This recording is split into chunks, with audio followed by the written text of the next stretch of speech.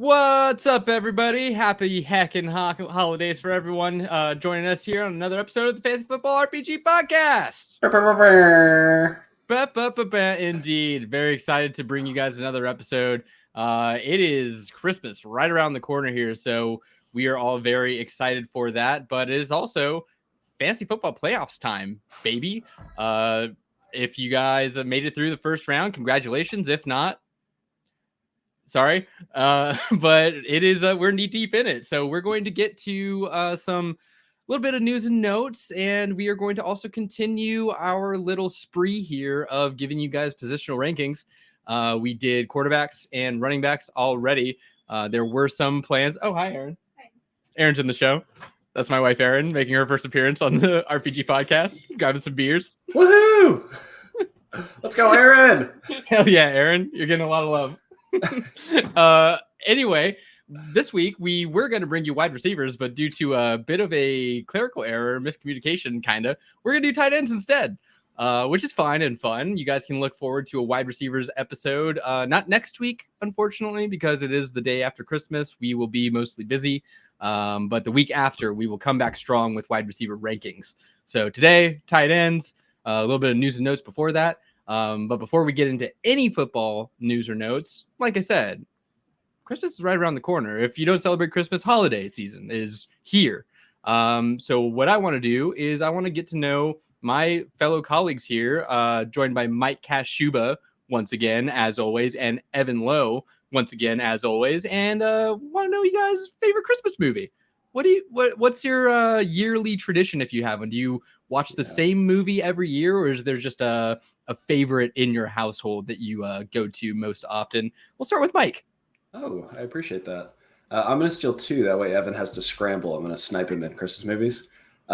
One, got to watch Elf every year. It's hands down favorite Christmas movie. I think it's the age range. Like, we all grew up watching it. Like, it's the perfect Christmas movie. Second, Christmas Story. Like, it runs on repeat on TBS every Christmas morning. I remember fondly, like, waking up, seeing my dad watching that already. We all go and we open presents. Like, the family and my mom would gather around the tree and like do our thing. So Christmas Story and Elf. Two very strong choices. Yeah, Christmas Story is the one too where I really like. Elf sort of also, but more Christmas Story. Watching it as an adult has such a different like viewing than when you watched it as a kid, which I really enjoy. But what about you, Evan? What do you get down on for Xmas times? Yeah, I'm going to go with one of the best Christmas movies in Die Hard. Yes. Because it is a Christmas movie. Regardless of what people say, I will die on that grave. You know, I will be buried under the ground. You can tell me all the things you want. Die Hard is a Christmas movie. End of story, full stop.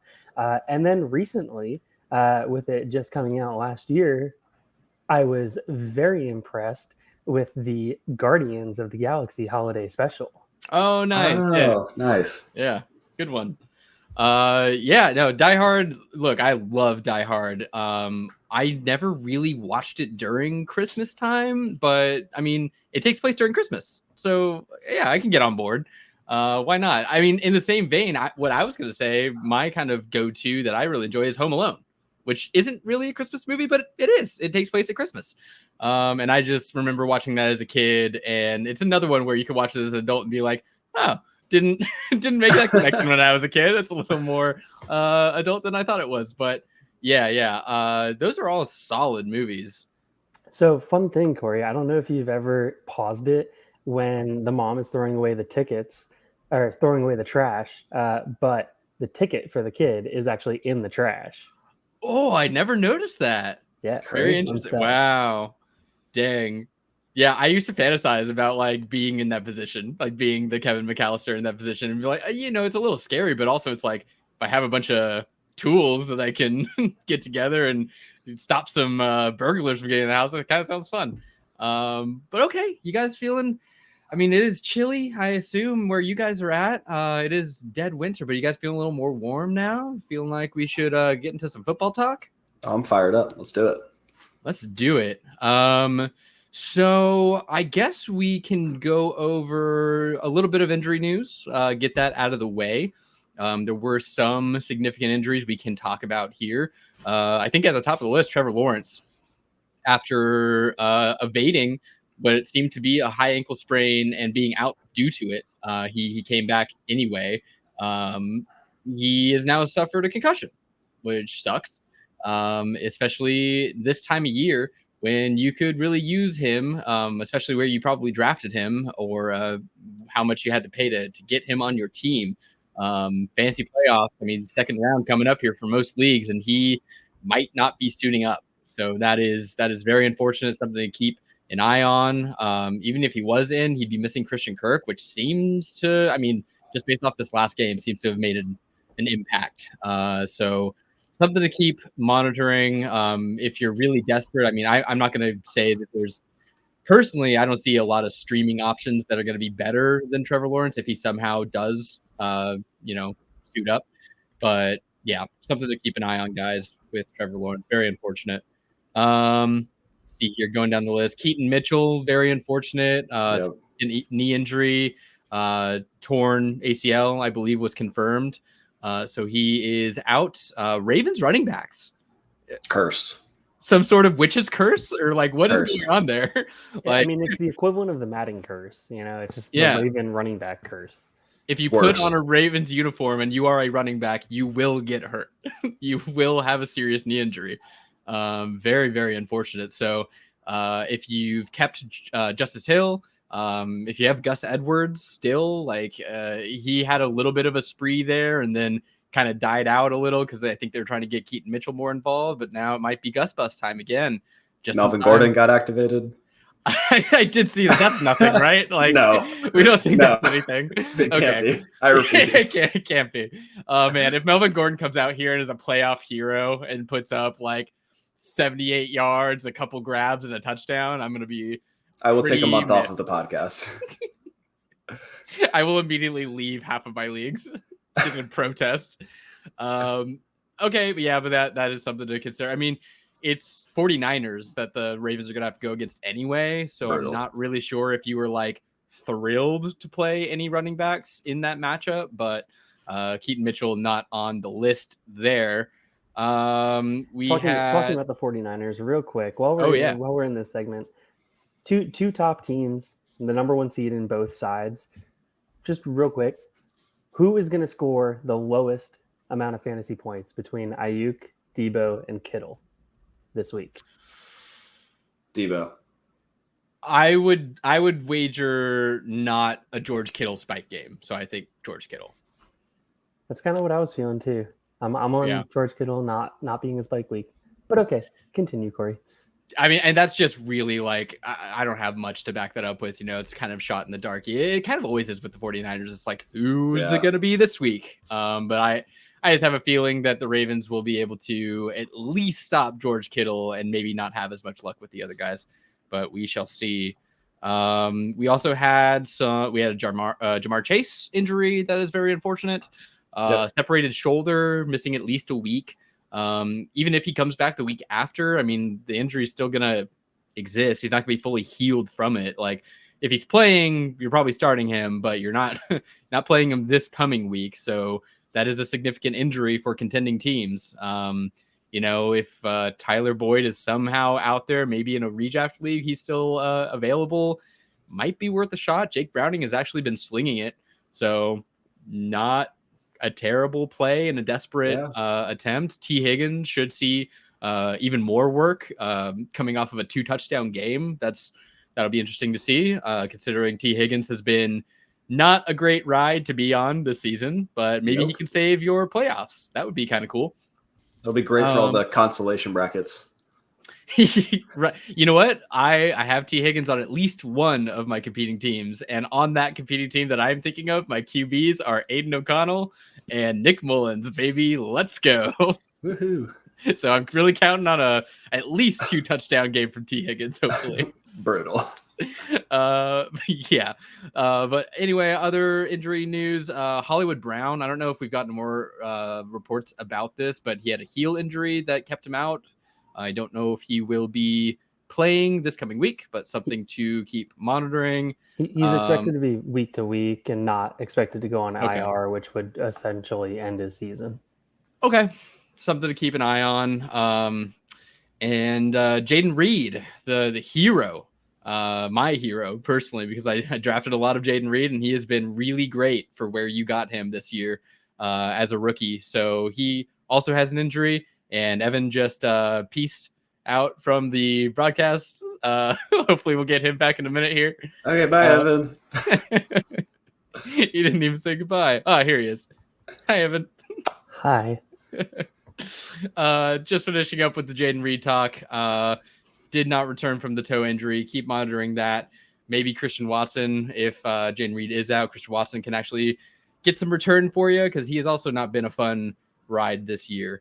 I think that's mostly all of the fantasy relevant injuries. Don't know if you... Oh, yeah. That was just saying, yeah, I agree with you. Oh, okay. Yeah, I didn't see much more on there to really get into. Wait, you don't want to get into the banged up Browns offensive line and whether they can run the ball still? DeJuan Jones out for the season. I guess we could get into that. Nope, that's enough. I mean, they have like 3 significant injuries on that line, so I mean that that's something to monitor. What's their? Do you know the rest of their schedule off the top of your head? The Browns schedule? No. They got Texans and Jets. So 2 like actually okay matchups for running backs, but yeah, with those banged up opens, I mean, but also at this point, like, oh, Evan disappeared again. Anyway, that was a weird one. You just went okay. Anyway, yeah. So at this point, like I was saying, I mean, Kareem Hunt and Jerome Ford, if you have them and have been starting them, there's a very likely chance that you don't have a much better option. But I guess temper your expectations. If there's like a really on the line decision that you're making, maybe the beat up O line comes into play there, and you choose to not. But yeah, with those guys and just the landscape as a whole, with how many injuries there are, if you're in the playoffs and you have Jerome Ford, you're probably starting Jerome Ford. But okay, yeah, that does it, I believe. There was some transfer portal news, but don't think we have time for it. It's something stuff. It's something to look at if you have some free time to just kind of go over transfer portal stuff. But none of that will really be relevant for NFL fantasy football until 2025. So, and who knows? Maybe at some point during the off season, I'll just make an hour-long episode or hour and a half, and just break it all down. You never know what might come in the off season. Just going through portals with Evan. Okay. Well, yeah, let's get to the meat then, guys. Like I said, we're going to continue on this road that we have been on, kind of ranking the positions in a dynasty format going into next year. So keeping in mind that we are basically ranking these guys for their 2024 season. But yeah, I have the tier maker up here. We do not have Eric with us tonight, so it'll just be 3 of us boys getting down on some tight end rankings. It'll go much smoother. We'll have a great time tonight, and we'll just be enjoying each other's company here. I do think there'll be less controversy because Eric likes to manufacture arguments, and it doesn't seem like that'll happen as often, but maybe I'm wrong. Maybe Mike will be the heel for tonight and will surprise us with some hot takes, but we shall see. Tight end 1, Darren Waller. Yes, very hot. Very hot. Gross. And spicy, Mike. That's gross. Great. Well, yeah, we might rehash our meme of several tight end 1 selections here. We'll see. I'm ready to go through the 5 tight end 1s in Dynasty. Right. Okay, well, let's keep in mind that, like you just said, Mike, there's really only, a couple guys here that we want to talk about in general. So let's really lengthen the discussions on each guy so that we really eat up that hour. This is Dynasty Fantasy Football. The people want it to go deep. Yeah, JK is correct. We need to reach Taysom Hill. Where is he on here? I don't think he's even on my tier maker list. Then we got to keep going. Okay, well, let's go ahead and start with the tight end one. And I feel like I tend to go Mike first because usually, Mike, you're the first or second person in the chat room. And so you're like right below me or right next to me. But I want to hear Evan's tight end one right off the bat. And why? Because I think it's my tight end one. And I just want someone to agree with me. Evan, take it away. No, I mean, it's pretty simple. It's TJ Hawkinson. Boom. You have the quarterback question, and that's about the only question mark for him. You look at his production, you look at what he's been doing from a target share perspective, you look at what he's been doing from a total targets per route run, all of that. I mean, you're looking at a guy who's probably going to eclipse 140 targets this year, which is an insane number for a tight end. I mean, that's wide receiver one numbers. Yes, you can make the argument Justin Jefferson was out for a significant portion of the year. So he probably doesn't eclipse 140 again, but he is the very, very clear second option in that receiving game in Minnesota. Totally agree. You know, target hog, red zone threat, still young for a tight end. Like if you start up next year and draft him, then he will likely be your tight end for the 5 years that the Dynasty League probably exists for. I don't see much threat from Jordan Addison in terms of like taking that second target share role. I think it will be Hawkinson. Quarterback question, agreed. But I almost, I can't say that I see that as a positive, but I can see it playing out to where whatever quarterback comes in there sees Hawkinson as the easiest safety valve guy besides Justin Jefferson to throw to. So I like Hawk. That would be my selection as well. I want to know what Mike thinks, though. Mike, do you have Hawkinson as your number one? If not, who is it? I don't have him as my number one, but I will be completely honest. I have this entire top tier, and we made a joke about it on the last one that it's like Dynasty Tight End 1, Dynasty Tight End 1, Dynasty. Yeah. There's literally 5 Dynasty Tight End 1s. I will argue the 5th one could be, but like between, I won't get into it because it's going to ruin the show, but I'm going to say Sam Laporta is the Dynasty Tight End 1. I think he is the youngest one that is producing at an extreme level. We can make questions about Jared Goff, but there's not really a quarterback question. Like Jared Goff is passing for more yards and getting more completions than most quarterbacks in the league. I think he's completing them at a top 10 rate. He went to a system that feeds tight ends, and he's an elite tight end. Like rookies aren't supposed to do this. He's currently on pace to have a top 2 or 3 rookie season ever. That boosted Kyle Pitts to tight end 1 or 2 conversation. I think people were burned by that, so they're going to be sluggish this time. Like I'm all in. It's Sam Laporta moving forward. Yeah, and I'm not going to pull an Eric here and manufacture an argument. I totally agree with you. He's the big body threat on that team, period. He has been electric in the red zone. He gets peppered with targets. He does run after the catch. He's ultra young, rookie tight end. Like you said, Mike, I mean, I think he can only get better. There are some other rookie tight ends here that are interesting. I mean, namely, Kincaid is a guy that I think could, maybe have some argument there, but I think Sam Laporta showed it much more than Kincaid. And I think he's on the better offense, if I'm being honest with you. So that would be my pick as well. What about you, Evan? Yeah, I'm going to make an argument that this is a full stop tier break right here.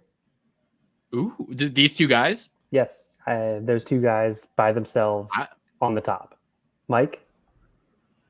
I would like to offer at least Trey McBride.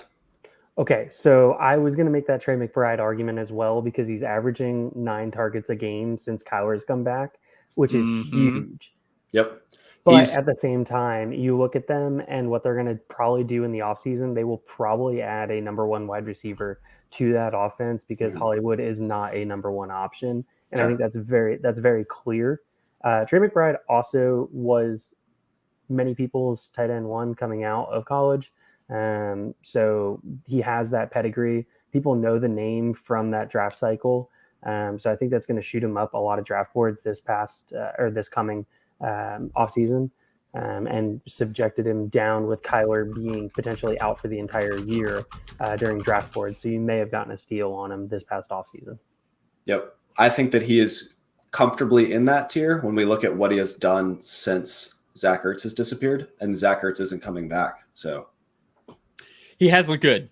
He has looked really good, and he is gobbling up targets. So you're saying, Evan, you're saying that the tier break is Hockenson, Laporta. Mike, you were saying that McBride belongs in this top tier with those guys? I am. In the last month, Trey McBride is at 17.3 fantasy points per game, which is number 1 in the league. If we don't have that as our tight end 1, then I don't know. One of our 5 tight end 1s. I like it. I really do. I'm really on the fence with it, but I think the argument Evan's making about them adding a number 1 wide receiver is pretty strong to take some targets away from McBride going into the season next year. So I don't know if I can say for certainty that he will remain like the number 2 target guy on that offense after they draft. I don't think they're going to get Marvin Harrison at this point. I think they're kind of playing out of that, but they could get the second best wide receiver. They could get him Neighbors. Yeah, they could. Look at Evan and I agreeing. Yeah, it's Christmas time. I love it. Yeah, that's great. It is Christmas time. Okay. Well, I will go ahead and, you know what? Let's go ahead and put McBride in the A column. Let's put him in the A column, but first in the A column. Let's put him first in the A column. McBride could make the jump. I will say, playoff time come next year, you could very well be talking about McBride having a fantastic season with Kyler, full season in that offense, full off season to be able to work with Kyler. Yeah, it could be there. Okay. Do we all agree? This would be my entry. Do we all agree that Dalton Kincaid goes in the same tier right behind him? Yep. Right next to him. Athletic, tied to a good quarterback. Yeah. Yep. Diggs could be leaving. Not this offseason, but in the future. Sure. I mean, Knox is still going to be there. There's still going to be a couple snaps that he's going to pull away every single game. The contract, the Bills aren't going to get rid of Knox. So you got at least one more season, potentially limits the upside. But we've seen what Kincaid's done this year. He came out as a more polished player out of college. The injury really was the biggest concern. And we've seen exactly what he can do with Josh Allen so far. Totally agree. Yep. I even think with like Knox, I'm expecting a Kincaid jump going into year 2 that, you could kind of not expect, but be very hopeful for with the tight end coming into the second season. I think there will be a Kincaid jump, and I think there will be a very obvious differing of talent levels and involvement with the Bills offense between Kincaid and Knox going forward. That's what I'm just kind of envisioning. But yeah, ultra young, already productive as a rookie. Let's keep trucking. I guess that would be Evan next to submit an entry here. Yes, sir. I'm going to make the argument for David Njoku. I like it. Former first-round pick. All right, so he has that first-round pedigree. Went to Miami, which used to be known as Tight End U. He's going to be 28 next year.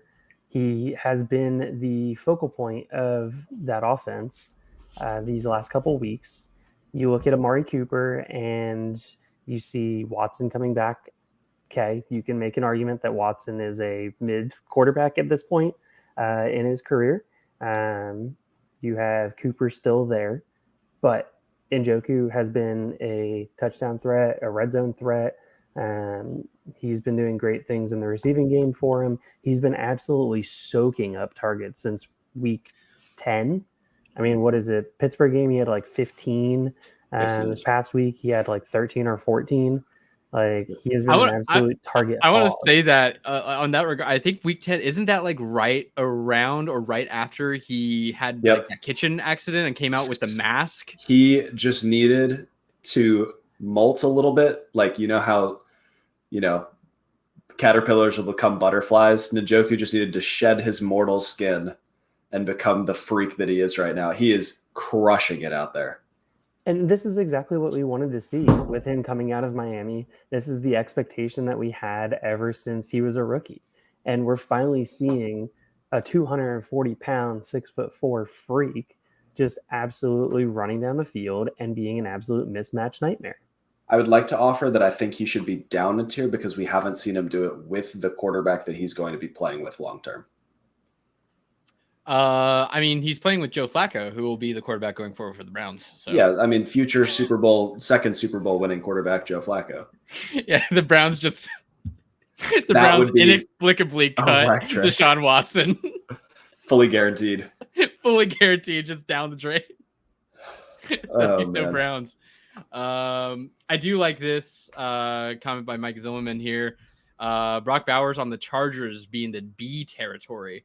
I think he's A. Feel like A. Yeah. I feel like right out of the gate A. With all the weapons they might end up losing due to age and contracts and all that good stuff. I think Brock Bowers could be like the one good receiving target on that team potentially.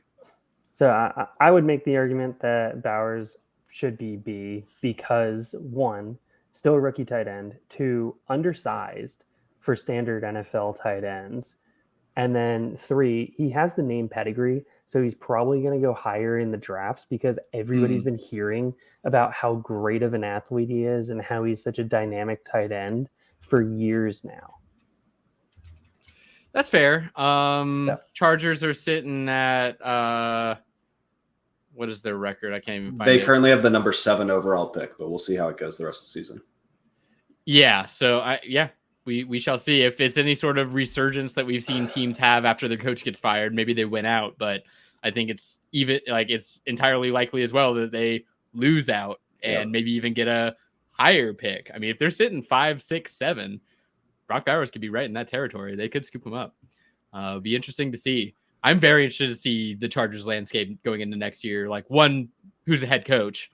2, what weapons are coming back between all the old guys of Keenan Allen, Mike Williams, and Austin Eckler. Like, what is that team going to be? Yeah. But okay, moving on here. We got a Mike entry. Yeah. I'm not done with the elite tier, if that's okay. Okay.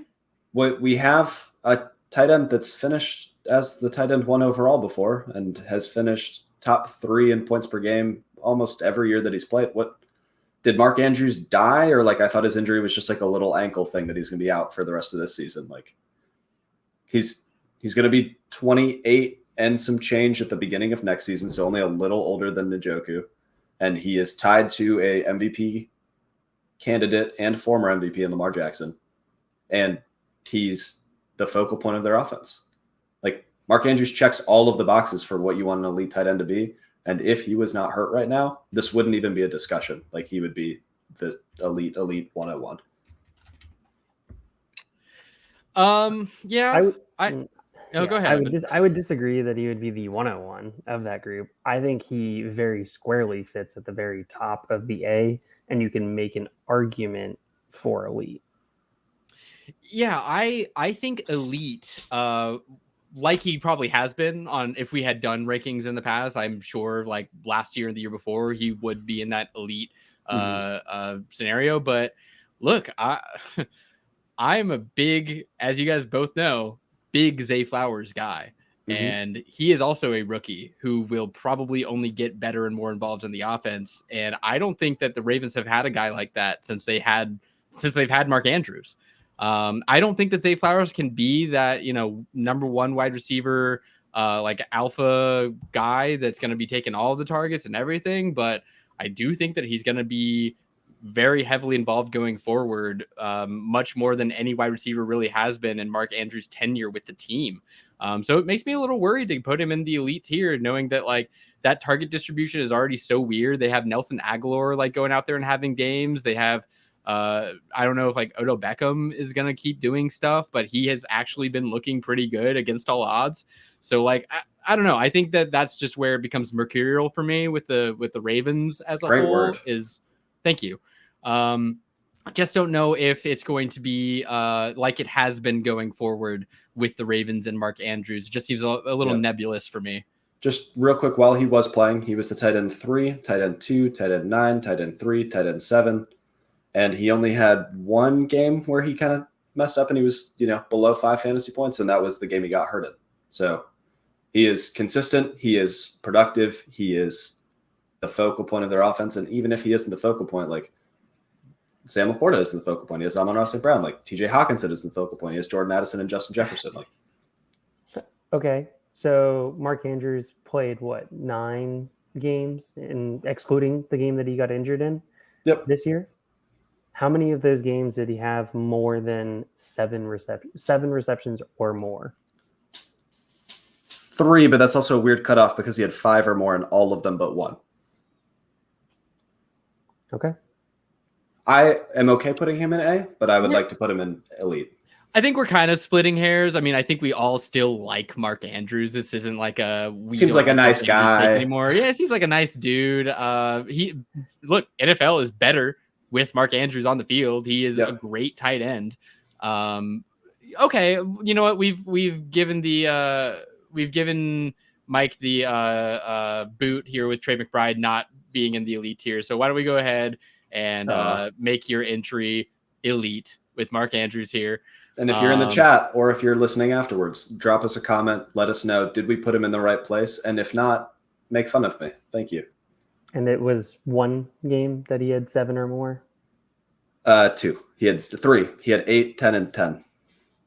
Oh, no, sorry. That's targets. I'm looking at receptions. Yeah.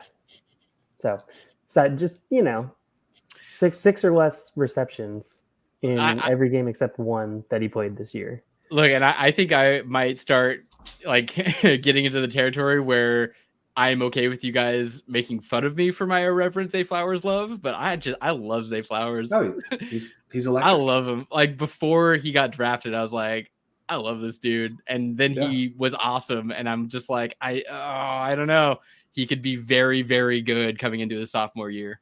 He's so likable. He's very likable. He's always smiling. That's what I've noticed about Zay Flowers. He's always happy. I love that dude. I need to get more Zay Flowers. It's just so likely that someone might like him. Boo, boo, boo, boo. Speaking of people that you like, Corey, who do you? Where's the noise? Oh, here, I got it. Nice. Okay. Going into the next pick here. Okay. Yeah. I mean, I'm kind of feeling tier break here. This is kind of where I'm like, okay, the guys that we have done so far, they've all showed up this year, or they've been like, even more than showed up. They've been elite this year with these top 3 guys. But I think there might be one more. I think there might be one more A, possibly, and I'm willing to have you guys talk me out of it. But I think that it's Evan Ingram. I think there's 2 more then, and I agree with you. I love Evan Ingram. I think that he's finally producing like the first round drafted tight end. He was supposed to be on the Giants before he gets shafted with play not being great. I think that he's doing the thing that he hasn't done in the past and staying healthy this season. And he's showing you that, yes, he's not going to be consistent like these guys that we've drafted before him or put above him in terms of tiers or placement rather, but he can break games, and he's still young enough to keep doing it with Trevor Lawrence, who's still a good quarterback for years to come. So that's my argument. Go ahead and tear me apart, boys. Evan, can you name how many tight ends have caught more passes than Evan Ingram this year? This year? Mm-hmm. Target-wise, I'm pretty sure he's 3rd in targets. I'm going to say 2 have caught more. Only TJ Hawkinson, and he's only caught 3. Okay. He's actually going to regress. I see the comment here from JK. Thanks for coming in and dropping a comment. I think that he's going to regress in a positive direction because the amount of receptions and targets that he has is normally resulting in more touchdowns. Real quick, he has 3 touchdowns, and he is the tight end 5 on the year. That's crazy. That's actually crazy. And didn't he have 2 touchdowns in one game? That he did. To put it in perspective, the only thing separating him and Laporta is the fact that Laporta has 6 more touchdowns. Like, that's Ingram's having a great year. He's just not falling in the end zone. I think has to do with red zone usage. I would also take that into consideration. I mean, the way the offense has been, the way Doug Peterson has ran offenses typically has been through the running backs, has been through read options once he gets down into the red zone. I don't disagree with that. I just think that, he has shown that he has the potential to have games where he is that number 2 target leader on that team. Mm-hmm. I think Calvin Ridley has made some crazy catches and crazy almost catches. I think he's made the craziest almost the most craziest almost catches. Most reviewed catches. Most reviewed catches of all time. But I just see Evan Ingram going into, we're looking at him. This is his first year with the team. I think he's just going to get better and more ingrained into that offense. And I think that he has a chance to be more consistent than Calvin Ridley going forward. Is this his second year? Did I get that wrong? Am I crazy? For some reason, I thought it was his second year. You might be right. I thought he was on the Giants last year, but maybe I'm wrong. Anyway, I think you are right. He's good. I think this is his second year, but anyway. He's good at football. He is good at football. He just broke his own record for the Jaguars in receptions. So I put him in A. It is, yeah. Hell yeah. Okay. Well, that's my call. That is Evan next then. Yeah, I'm clamoring for a tier break.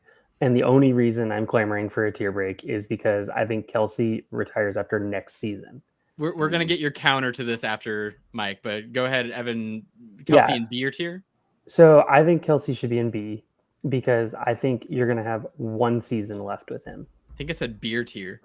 We love a good beer tier. Speaking of Christmas ale, sponsor our show. I have beer. If you own a brewery and want to sponsor our podcast, please DM me. FF my cash. Sorry, Evan. Travis Kelsey.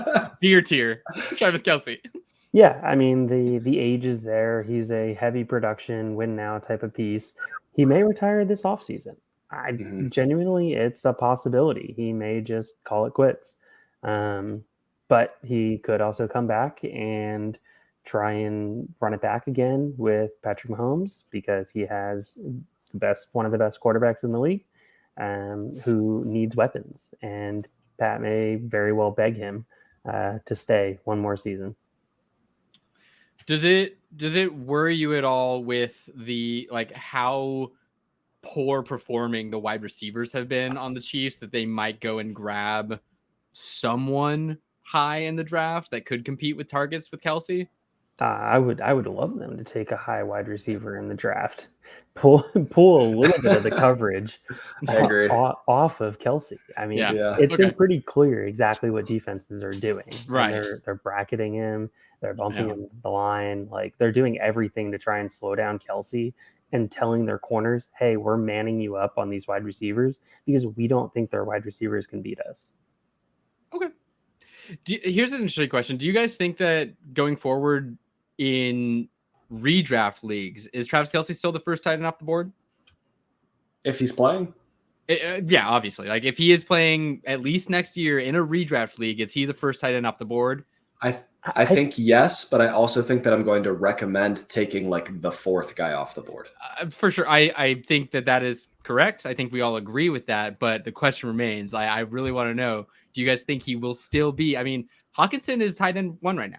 If you tell me Kirk Cousins goes back to Minnesota, Hawkinson will be my number 1 in redraft. I like it. I think I'm there with you. I have an important note, and I know we don't normally talk about this on the show. The Taylor Swift effect. Travis Kelsey is going to be the number 1 drafted tight end due to the popularity in normie leagues, which drives ADP. It's going to be Travis Kelsey because of Taylor Swift. Gross. Gross. I can't believe you did that to us. That's my analysis. Did that. It's real. Corey, can you name 3 songs? Go. I really don't think I could. There's I don't know the name of it. Is it Antihero? I know that one actually kind of slaps. That one slaps. I'm making a reel out of this later. Oh God. There's the one about how she's a certain age, but I can't remember what age it is. I'm feeling. Is it 23? Close. Oh, bro. Oh. 1 less. 22? There you go. All right. Okay. That's 2. Is it called I'm Feeling 22? Is that what it's called? That's called 22, I think. It's just called 22. Okay. Yeah. This is the content people love came story. to see. Love story. There you go. Love story. I did it. Yes. All right. Yes, I got it. Clip that later. You're just really excited for a love story over there, man. Yeah, dude, no, I'm just really excited that I can name 3. I've said, I think, on this podcast that I don't think I can name 3 Taylor Swift songs off the top of my head, but I just did it. Naming 3 Taylor Swift songs is like ranking 24 tight ends. Let's try to get to one more. Okay. That's so true, though. You're up, Mike. Sorry, just quick break. Aaron just handed me a gigantic plate of cookies. But it's because you could name 3 Taylor Swift songs. She was listening. She heard that. Yeah. If you didn't get them, she wasn't bringing them in. I think that is true. I do. Okay. One more. My turn, right? Mm-hmm. Okay. You house those cookies. Yeah, they look good, brother. Since we didn't do a tier break at A, I think, did we put Dalton Kincaid up there already? We did. Okay, tight. Just making sure. He's to the right of McBride. Cool. I do not think anybody touches Travis Kelce because he is his own enigma.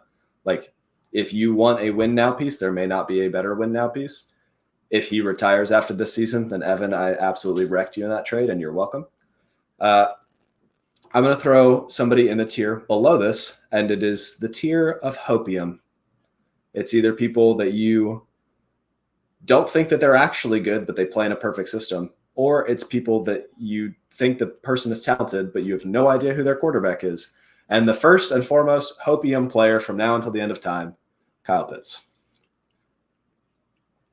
If unrealized air yards scored fantasy points, Kyle Pitts would be the 101 in every draft. I think you mean block attempts. Yes.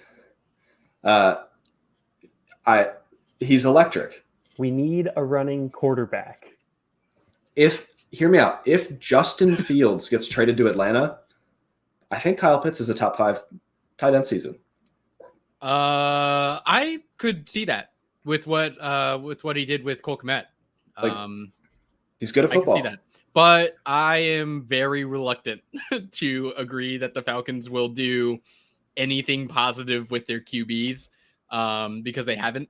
And this is going back like 2 years now, I think, almost, where, I haven't been as in on, like, for example, like, I think Evan and Eric specifically, we've had conversations about Kyle Pitts, about Drake London. And I personally have not been super in on them because the Falcons just don't do the thing that they need to do with the quarterback. They just don't.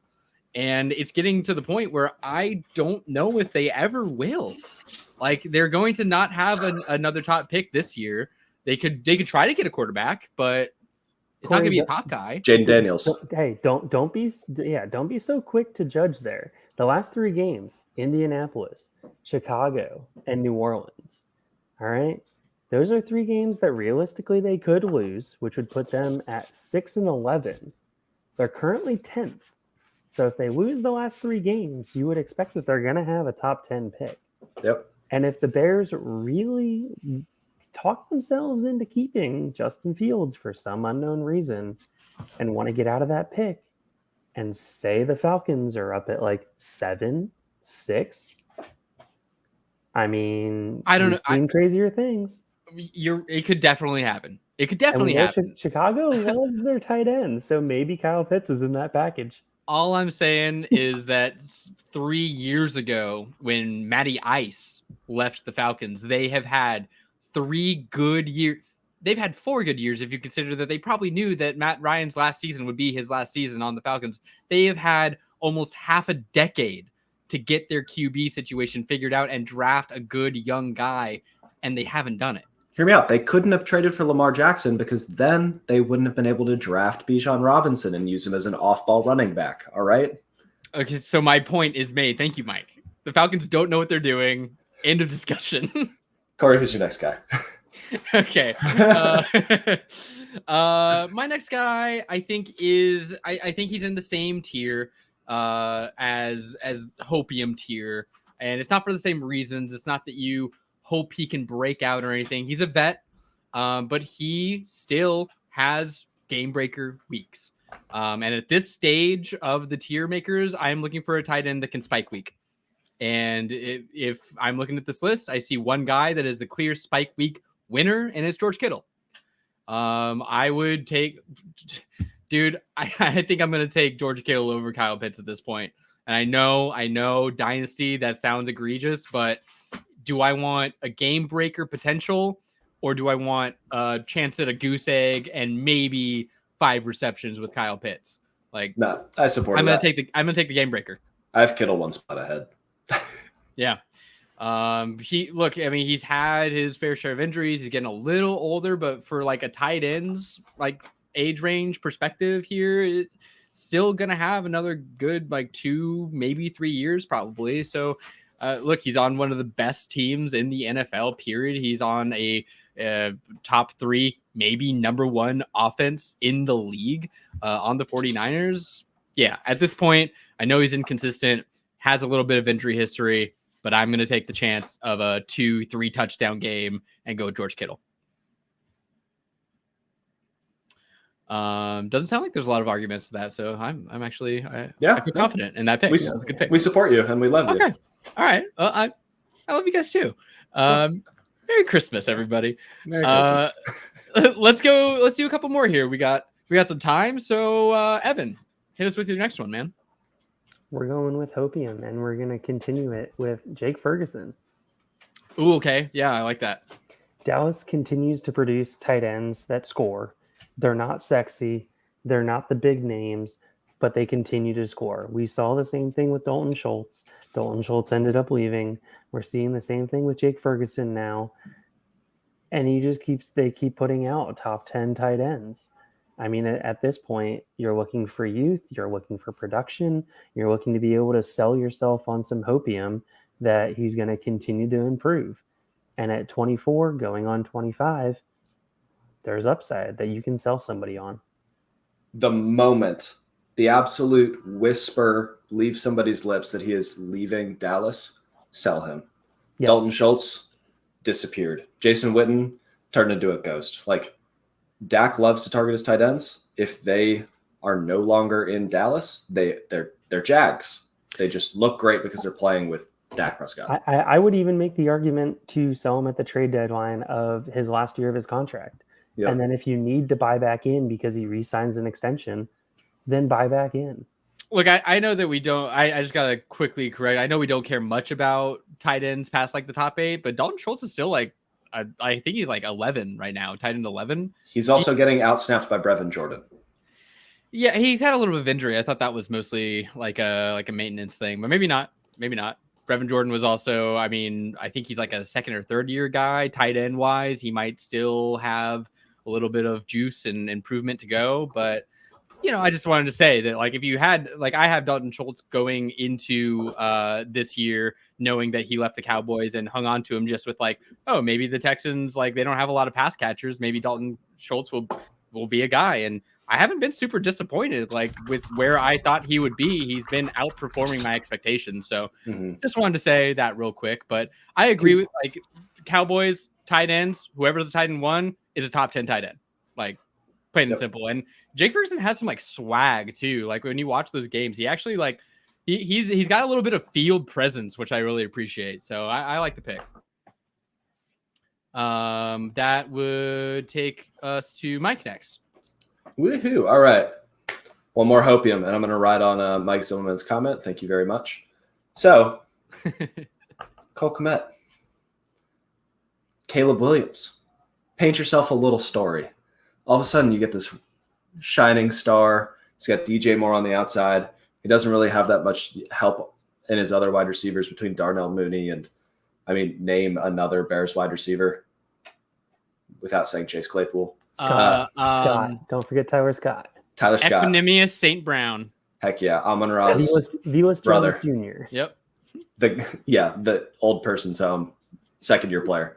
So Cole Kmet is going to play with Caleb Williams or with Justin Fields. If he continues to play with Justin Fields, he has been a top 12 option. If he does not play with Justin Fields, then it's with Caleb Williams. And that's a lot of cool stories, and that's a lot of fun. So Cole Kmet, take a swing. He's also the same age as Dalton Kincaid. Fun fact. Oh, that is a fun fact. Wow. He came out super young then, huh? Yep. Okay. Look, I don't mind it. At this point, it's hard to argue with like the selections. I think that like out of the list here, just kind of like right off the bat, I think Dallas Goedert maybe over Cole Kmet, but he's got the youth. So, and like I like your argument with like the addition of Caleb Williams, expecting him to go to the Bears. I think that could be gigantic for Cole Kmet. So I don't hate that pick at all. I think that's pretty good. I think I've got Goddard down one tier in a whole tier that just says, please free these people. And it's just the tight ends that are stuck. Yeah. It is tough situations. with how he is there is a stark dichotomy of Cole Kmet can still be that number 2 target option, whereas Dallas Goedert is always going to be behind AJ Brown and Smitty. So yeah. I dig it. Okay. Well, I got a pick here, and I was just talking Dallas Goedert, and right now I'm just kind of trying to confirm whether or not I want to move him down a tier. I'm going to pivot. And I mostly want you guys to just tear me a new one for this if I'm dead ass wrong. Perfect. Because I want a little bit of a discussion here. What do you guys think about very last in this tier, hopium tier, right? Like hopium tier. What about the hopium that Michael Mayer can take a year 2 step and be the guy that we all thought he would be when everyone's consensus was he was the number 1 tight end going into the draft? Because you look at the landscape there, Devonta Adams is already talking about like, oh, maybe he goes to the Jets and plays with Rodgers for a year. What other pass catcher there? Jacoby Myers, cool. There's really nothing else there. If Adams leaves, Hunter Renfrow. Okay. You're not funny. if Adams leaves and Hunter Renfrow leaves, because obviously he would have to leave too. He's just such a dynamic target hog player. Correct. We could be looking at Michael Mayer as the number 2 target option in that offense, whatever it looks like, right? I mean, drafting a QB maybe on the table. Hopefully, like they get someone else in there. I love some AOC, but I think he is like a Davis Mills-esque player where it's like he's fine. He will be able to win you some games, but I don't think he's a franchise quarterback. Michael Mayer is still a guy that I'm like, look, let's not be too spoiled here. He is a rookie tight end. Not all of them can explode right away like these other 2 guys have. So that's my entry. I'm going to say end of C tier, borderline D tier. But what do you guys think? I think if we're doing the tiers based on like players that you could trade for other players and feel good about, I think you have to move him down a tier. Okay. I love the idea of putting him there because like Trey McBride was a great prospect with a good college dominator that was in a good system. And it took a little bit because not everybody looks great week 1. Yeah. So I love the call out and he'll be on all of my buy lows this offseason. But I'm just, unless the quarterback situation changes, I'm not in yet. Okay. I think that's totally fair. I really just want to put him here because it is the hopium tier, and I feel like he is prime hopium, but I'm okay with moving him down. Can he be? We can do hopium extended. Hopium extended is D tier. Yeah. Okay. And he may not be that gold-plated hopium prospect. Yeah. That we're looking at, but he's got some like bronze to him. Yeah. Okay. I like it. Look at him when you walk by. Yeah, there you go. Sure. But he's attractive. The biggest thing to me is that 10% target share, the just under 6.5 ADOT. Like, it's hard to sell myself a story other than he was a great college player. Okay. That's fine. That's totally fair. Okay, I think we could probably do one more each. I know we're getting really let's fly and get here, under that hour. But let's get it. So Evan, last one, buddy. Who you got? Fly, Eagle, fly. Athleticism. Go with Luke Musgrave. Is he even the best on his team? Great question. I don't even know. Can we put Luke Musgrave and Tucker Kraft next to each other and just call them the Packers twins? The Packers tight end. I think that Kraft isn't even on my tier list. I don't think Kraft is there. We can visualize him being right next to. But yeah, no Musgrave. arguments. Whoever the Packers tight end is, I think belongs here. Yeah, I mean, the offenses historically like to use their tight end. He's athletic. They're both athletic tight ends there. So whichever one's healthy and playing. Yep. The Packers did actually. I'll give them kudos. They did a great job shoring up their tight end room. With this draft, they drafted 2 great plug and play tight ends just right off the bat. They do their jobs. They're not flashy. They're not stupendous, but they do their jobs and they get you fantasy points. Yep. So cool. Yeah. Mike, last one. The Muth is Luth. Pat Fryermuth. I mean, is there anything else to say other than he's gold-plated hopium as long as the Steelers stop sucking? Oh man, I mean, you're the Steelers fan, so I trust your analysis better than my own just off the bat without doing any research on it. But what is your what do you expect is going to happen that will make Fryermuth, more interesting than Dallas Goedert, Darren Waller, Chig, Dalton Schultz? Be sure to like and subscribe to see my whole journey of pain all off season. Deontay Johnson could go away. George Pickens could get traded away because he's been a problem. Kenny Pickett could explode. Yeah, George Pickens didn't want to block because he didn't want to get injured. Yep, Jaden Daniels could get drafted. Michael Penix could get drafted. They could change an offensive coordinator to one that's an adult. Do you want some BPE on your Steelers team? Some big Penix energy? I would love a big Penix. So, Corey, who's your last one?